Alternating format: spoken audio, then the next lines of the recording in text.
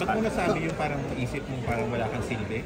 Oo po eh, kasi gano'n naman, di ba, minsan pag depressed po tayo, minsan we end up feeling yung self-pity.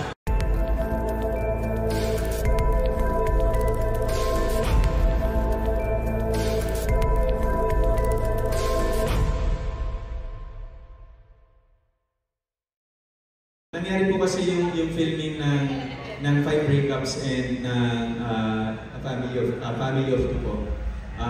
Medyo dark, nasa dark stage din ako ng buhay ko noon.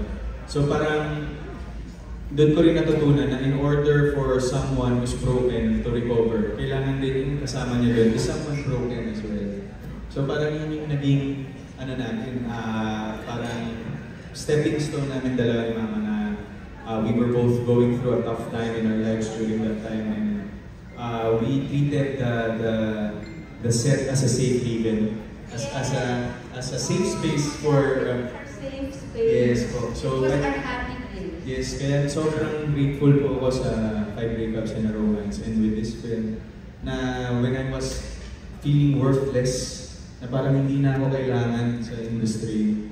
Oh my God, don't ever do that. Yes, parang these people that I worked with in the past, parang also with the help of Jamie, helped me realize na no, mali ang iniisip mo.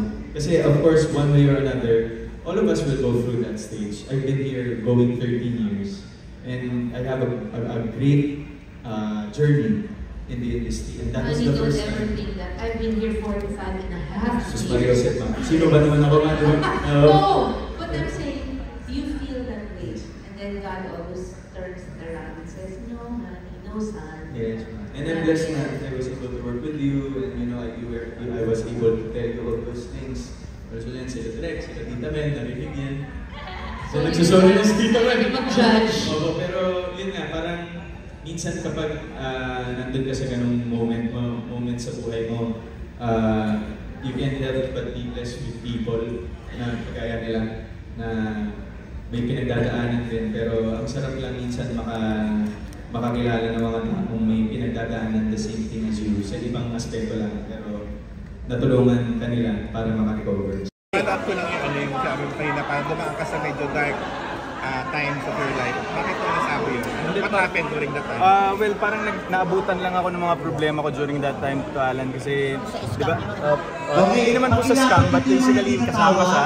But yung nagpatong-patong siya from family to business to career. Hindi na nga po kasali yun. But more on personal yun, Tito Alan. Pero hindi ko na po siya i-share kasi naayos naman ako and ba't mo nasabi yung parang isip mo parang wala kang silbi? Oo po eh, kasi gano'n naman, di ba, minsan pag depressed po tayo, minsan we end up feeling yung self-pity na napupunta tayo sa ganung part ng buhay natin. And for the first time after a decade po sa buhay ko, being part of this, nakaramdam po. Pero good thing now po, I was able to get over that. And na hindi po ako napunta dun sa, hindi ako nagbisyo or nagdroga, whatsoever. Buti na lang po. Paano ka naka-get over? With work talaga, Tito Lar eh. And yun nga po, ginagawa ko yung 5 breakups in a romance, tapos sabay ito, overlapping sila in a way.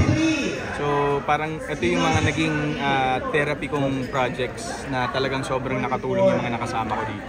So dami ng ginagawa mo, paano mo naisip ka wala kang silbi na yung time? 63, wala! Kasi parang dumating sa point talaga, Tito Alan, na wala akong trabaho for 3 months. Tapos, walang work for 3 months. Pero baka feeling ko lang yun. Kasi baka during that time siguro I was just ungrateful. Pero parang buti na lang talaga naibangon ko pa rin yung sarili ko after that. Kasi sometimes every one of us, we all go through something dark in our lives. Pero at the end of the day, tayo lang yung tutulong sa mga sarili natin. And prayers. Okay. When ba yung medyo depressed? 3 months yun dito. Starting ng 2020. Paano kayo ni Shawi may pinagdaanan talaga? Yes time na 3 months kang walang trabaho, naisip mo bang lumipat ng meron? Hindi po. Wala naman po yun talaga sa ano. Naisip ko pong umalis ng showbiz, sa totoo lang. Not transfer networks. Kasi baka feeling ko, hindi ko na po nahanap yung motivation. I was so ungrateful with everything. Kaya parang sabi ko alis na lang ako siguro.